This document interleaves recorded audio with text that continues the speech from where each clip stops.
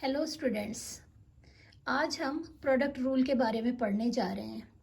दो ऐसे फंक्शंस का प्रोडक्ट जिसमें से एक टर्म हमारे पास स्क्वायर रूट फॉर्म में है।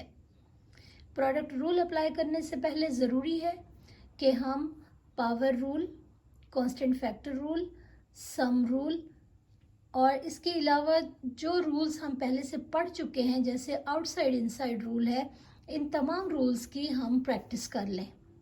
जब इन रूल्स की प्रैक्टिस होगी तो हम इजीली प्रोडक्ट रूल या कोशेंट रूल को अप्लाई कर सकेंगे। आपकी आसानी के लिए ये रूल्स इनको मैं थोड़ा थोड़ा एक्सप्लेन कर देती हूँ। डेरिवेटिव हम फाइंड कर रहे हैं एक्स पावर एन का, ये पावर रूल है। अगर एक्स की कोई पावर गिवन होगी तो हम उसको लिखेंगे n x power n minus one, यानी उसका डेरिवेटिव हम लिखेंगे n x power n minus one. ये पावर पॉजिटिव हो सकती है, नेगेटिव हो सकती है, फ्रैक्शन फॉर्म में हो सकती है। तो इसका डेरिवेटिव लेने के लिए रूल ये है कि हम पावर को मल्टीप्लाई कर देंगे, उसको कोफिशिएंट बना देंगे और x की पावर में से 1 माइनस करके लिखेंगे। अब हम कांस्टेंट फैक्टर रूल को देख लेते हैं। कांस्टेंट फैक्टर रूल, अगर हमारे पास कोई कांस्टेंट गिवन है, कोई कांस्टेंट टर्म है, उसके साथ कोई वेरिएबल नहीं है, तो हम उसके डेरिवेटिव ज़ीरो लिखेंगे, यानी कांस्टेंट नंबर का डेरिवेटिव ज़ीरो होता है। तो ये तमाम एग्जांपल्स हैं।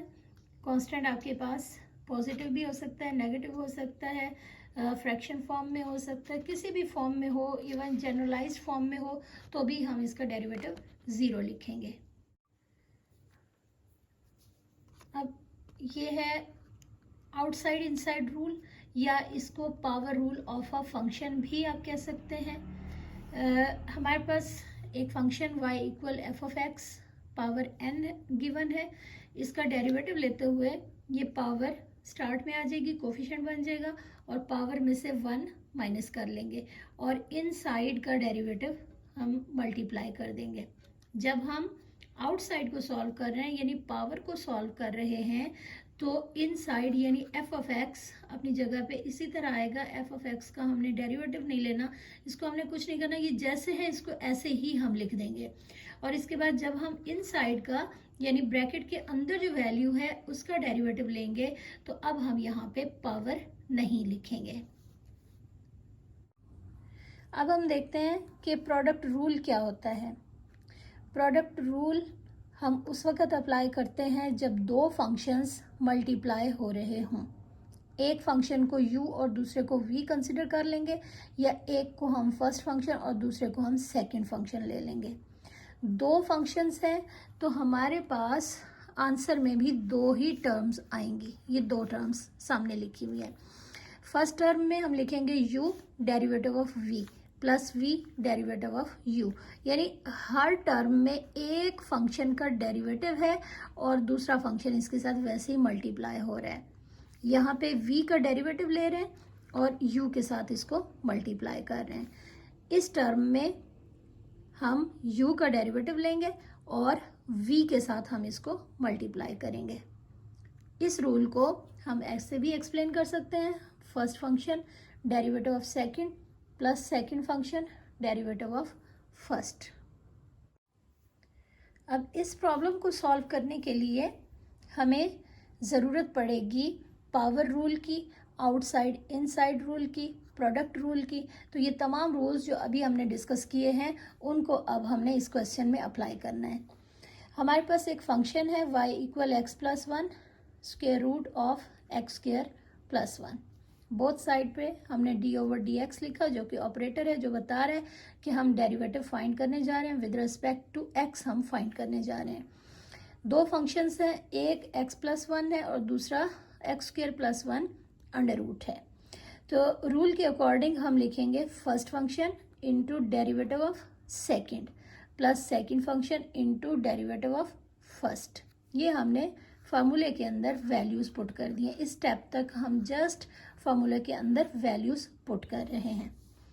इसके बाद हमने आगे डेरिवेटिव फाइंड करना है।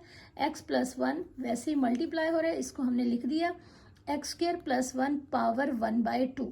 अब यहाँ पे स्मॉल ब्रैकेट है और होल पावर 1/2 है, इसका मतलब है कि यहाँ पे आउटसाइड इनसाइड रूल अप्लाई होगा। अब आउटसाइड इनसाइड रूल के अकॉर्डिंग ये जो होल पावर है यानी 1/2 है, इसको हम स्टार्ट में लिखेंगे, इसको हम मल्टीप्लाई कर देंगे और पावर में से 1 माइनस करके लिखेंगे। n-1 फार्मूले में था, तो हमने 1/2 यानी n को स्टार्ट में लिखा और पावर में से 1 माइनस करके लिखेंगे। इसके बाद हमने इन साइड का डेरिवेटिव लेना है। इस फंक्शन की जो इन साइड है वो है x² + 1। x², इसका डेरिवेटिव पावर रूल से आएगा। x² का डेरिवेटिव होगा 2x। 1 कांस्टेंट है, इसका डेरिवेटिव होगा 0, तो यहाँ पे +0 होगा यानी 2x + 0 और आंसर हमारे पास 2x आ जाएगा। तो इस पार्ट का डेरिवेटिव ले लिया हमने और इसको हम x + 1 के साथ मल्टीप्लाई कर देंगे। अब हम दूसरे पार्ट को देखेंगे। यहाँ पे है x² + 1 √, ये अपनी जगह पे आ जाएगा और इसके साथ आगे लिखा हुआ है डेरिवेटिव ऑफ x + 1। x का डेरिवेटिव 1 और 1 का डेरिवेटिव 0। x का डेरिवेटिव हमने पावर रूल से फाइंड किया। 1 कांस्टेंट है, कांस्टेंट का डेरिवेटिव 0 होता है, तो यहाँ से x + 1 का डेरिवेटिव आ गया 1 + 0 यानी 1 और ये मल्टीप्लाई हो गया x² + 1 स्क्वायर रूट के साथ। अब हम जब वैल्यूज़ को सिंप्लीफाई कर लेंगे यानी ये 2 जो डिनोमिनेटर में है ये कैंसिल हो जाएगा इस 2 के साथ। तो अब हमारे पास ये वैल्यू जो कि नेगेटिव है इसको हम डिनोमिनेटर में ले जाएंगे, पॉजिटिव हो जाएगी। x को हम x + 1 के साथ मल्टीप्लाई कर देंगे और ये अगली टर्म में हमारे पास यहाँ से x² + 1 √ आ गया। अब आप इजीली ऐसे फंक्शंस का डेरिवेटिव ले सकते हैं जिनमें एक टर्म हमारे पास स्क्वायर रूट फॉर्म में हो और दूसरी टर्म जो है वो सिंपल हो या दोनों टर्म्स जो हैं वो स्क्वायर रूट फॉर्म में हो।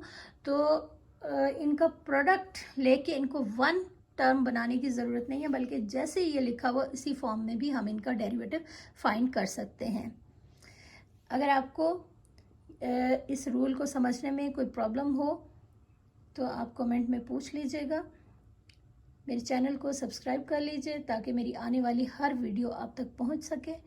Thanks for watching.